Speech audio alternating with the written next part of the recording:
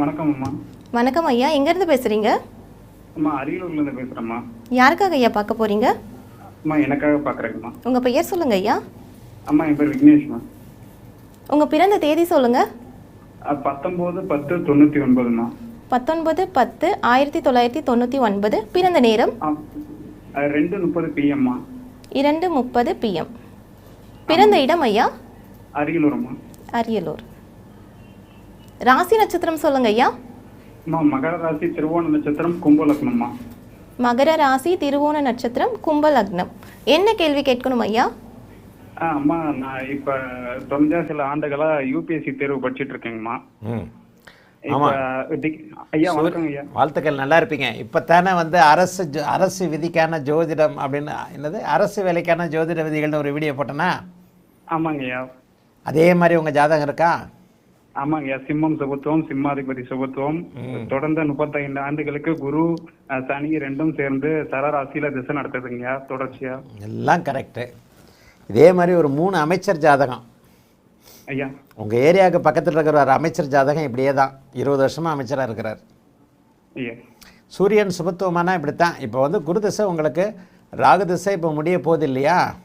ஆமாங்க ஐயா. உங்களுக்கு குரு திசை நடக்க போகுது 2026க்கு பிறகு. சரிங்க.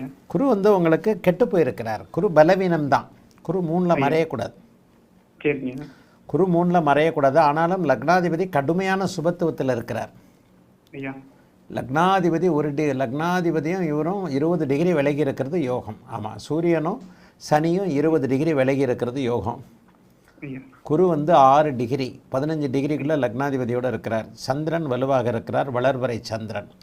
லக்னத்திற்கு உங்களுக்கு அரசு வேலை உறுதியாக கிடைக்கும், விட்டுறாதீங்க.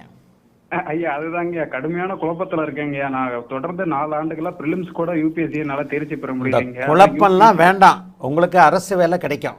ஆனால் இது எழுதுங்க, ஸ்டேட் கவர்மெண்ட் குரூப் 1 எக்ஸாம் எழுதுங்க. கண்டிப்பாங்க. ஸ்டேட் கவர்மெண்ட் ஏன்னா 8-12 சுபத்துவம் இருந்தால் தான் வெளிமாநிலம் அப்படின்னு சொல்லிட்டு 12 ஓரளவுக்கு சுபத்துவமாக தான் இருக்குது. ஆனால் 12ல் கேது இருக்கக்கூடாது.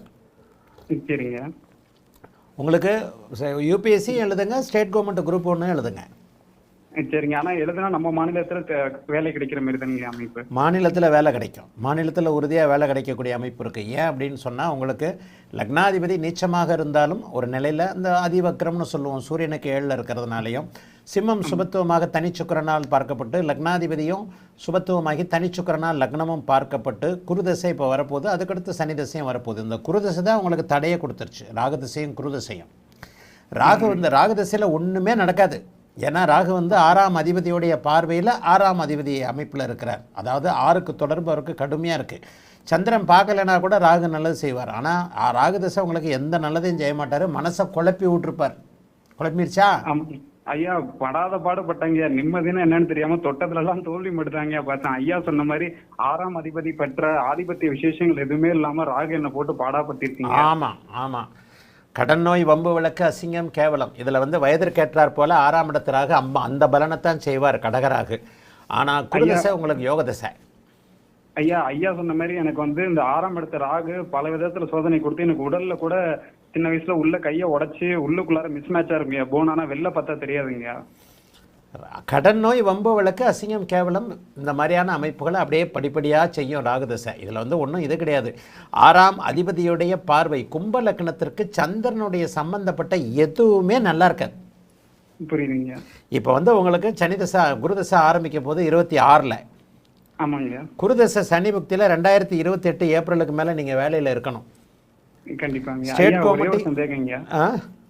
7ஆம் அதிபதி நீச்சமானதுனால எனக்கு வந்து திருமண வாழ்க்கை எப்படிங்க இருக்கும்? 7ஆம் அதிபதிலாம் நீச்சம்லாம் ஒன்றும் கிடையாதுங்க. அவர் தான் நீச்சமானாலும் பரிவர்த்தனை ஆகிறார்ல. 7 நீச்சனாகி பரிவர்த்தனை அடைஞ்சு குருவினுடைய பார்வை 7ஆம் இட சுபத்துவம் ஏகப்பட்ட அமைப்பு இருக்குல்ல. இப்போ உங்களுக்கு நல்ல பொண்டாட்டி கிடைக்கணும்ன்றது விதி. புரியுதுங்க. நான் இப்போ இப்படி வர்றேன், ஜோசியம்லாம் வேண்டாம். புரியுதுங்க. வேலை இல்லாமல் ஊரில் சுற்றிட்டு இருக்கிறவனுக்கு நல்ல பொண்டாட்டி அமையுமா? இருக்காதுங்க. கண்டிப்பாக கட்டாதுல்ல. இதே உங்களுக்கு நீங்கள் நினைக்கிற மாதிரி ஒரு உயர்ந்த வேலை கிடைச்சிருச்சு. புரியுதுங்க. பொண்ணுங்க உங்களை கல்யாணம் பண்ணுறதுக்கு உங்களுக்காக இல்லை, வேலைக்காகத்தான். புரியுதுங்க. இந்த ஆஃபீஸருடைய பொண்டாட்டின்ட்டு ஏகப்பட்ட போட்டி வருமா? ஆமாங்க.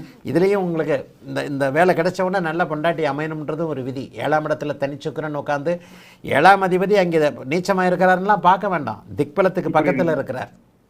புரியுதுங்க. ஜோதிடத்தில் ஒன்று போனால் ஒன்று, திக்பலத்திற்கு பக்கத்தில் இருக்கிறாரு, குருவின் பார்வையில் இருக்கிறாரு, பரிவர்த்தனையாகி இருக்கிறார். இந்த அமைப்பு உண்மையிலே கொஞ்சம் நல்ல அமைப்பு. ஆகவே அரசு வேலை உங்களுக்கு உறுதியாக கிடைக்கும். குருவின் தசைனால, ராகு தசை முடிகிறதுனால உங்களுக்கு அரசு வேலை கண்டிப்பாக கிடைக்கும். அடுத்து வரக்கூடிய சனி தசை, புதன் புக்தி, புதன் எல்லாமே குருவின் தொடர்புகள் இருக்குது. விட்றாதீங்க. ஸ்டேட் கவர்மெண்ட் வேலையும் குரூப் 1 வேலையும் எழுதுங்க. வாழ்த்துக்கள், நல்லா இருப்பீங்க. அழைத்ததற்கு நன்றி ஐயா. வணக்கம் குருஜி நேரம்.